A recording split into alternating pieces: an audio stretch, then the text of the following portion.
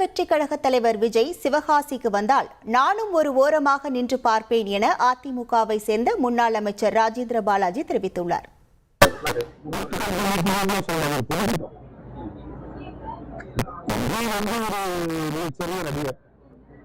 நல்ல ஒரு செல்வாக்கு மிக்க ஒரு நடிகர் ஆகையினால் அவரை பார்ப்பதற்கு எல்லோரும் வருவார்கள்.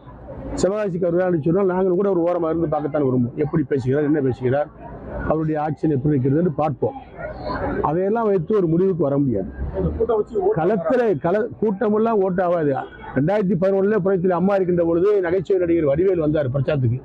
நம்ம சிவகாசிக்கு வந்தார், விருந்தினருக்கு வந்தார். அவர் கூட்டின கூட்டத்தை பார்த்தீங்கன்னா நாங்களே அரண்டு போனோம். ஆனால் அன்னைக்கு தேர்தலில் சிவாஜியில் அவர் பேசிட்டு போனார்.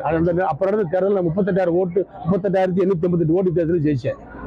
அதனால நடிகர்களுக்கு கூடுற கூட்டமெல்லாம் புரட்சித்தலைவர் எம்ஜிஆரோடு முடிஞ்சு வச்சு ஒற்றை குறிக்கோள் தான். திமுகவை எதிர்க்கின்ற எந்த கட்சி அதிமுகவோடு கூட்டு சேரலாம்.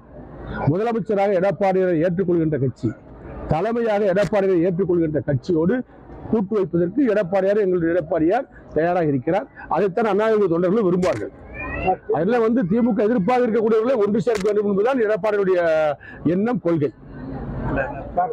அதுல யாரு வேணா நடிகர் விஜய் அவர்களும் வரலாம், யாரும் வரலாம். அவர் திமுக எதிர்க்கிறார். அது அந்த கட்சியினுடைய நிர்வாகிகளை ஊக்கப்படுத்துவதற்காக ஒரு போர் வீரர் சொல்லிட்டார்.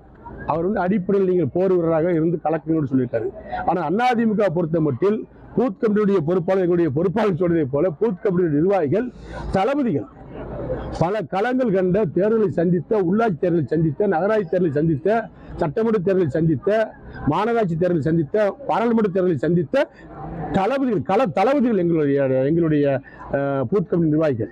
ஆகவே தளபதிகள் பல களம் கண்ட தளபதிகள் அதிமுக. ஆகவே வெல்லப்போது யார் என்பதை நீங்கள் முடிவெடுத்துக்க வேண்டிய திமுகவை